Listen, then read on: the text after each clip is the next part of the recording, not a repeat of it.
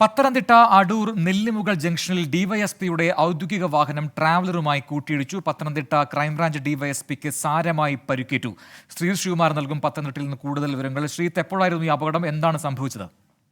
രാവിലെ 11 മണിയോടുകൂടിയായിരുന്നു അപകടമെന്നാണ് നാട്ടുകാർ നമുക്ക് നൽകുന്ന വിവരം. എന്തായാലും ഡിവൈഎസ്പി കൊട്ടാരക്കരയിലെ വീട്ടിൽ നിന്ന് തിരിച്ച് പത്തനംതിട്ട ജില്ലാ ക്രൈംബ്രാഞ്ച് ഓഫീസിലേക്ക് പോവുകയായിരുന്നു. ഇതിൽ ഡ്രൈവർ ഉണ്ടായിരുന്നു എന്ന കാര്യത്തെക്കുറിച്ചൊരു വ്യക്തത ഇതുവരെ വന്നിട്ടില്ല. എന്തായാലും ഈ ട്രാവലറുമായി, എതിർഭാഗത്തു നിന്ന് വന്ന ട്രാവലറുമായി കൂട്ടിയിടിക്കുകയായിരുന്നു. ഓവർടേക്ക് ചെയ്യുമ്പോൾ ഉണ്ടായ ചെറിയ പ്രശ്നമാണ്. ഇത് ആരുടെ ഭാഗത്താണ് പ്രശ്നമെന്നതിനെ കുറിച്ചൊന്നും നാട്ടുകാർ വ്യക്തത നൽകുന്നില്ല.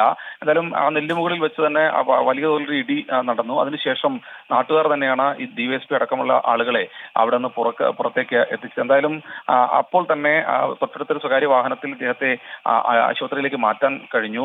ആദ്യം അടൂരിലെ താലൂക്ക് ആശുപത്രിയിലും പിന്നീട് പത്തനംതിട്ടയിലേക്കും കൊണ്ടുപോയി എന്നാണ് ഏറ്റവും ഒടുവിൽ ലഭിക്കുന്ന വിവരം. സാരമായി പരിക്കേറ്റിട്ടുണ്ട്.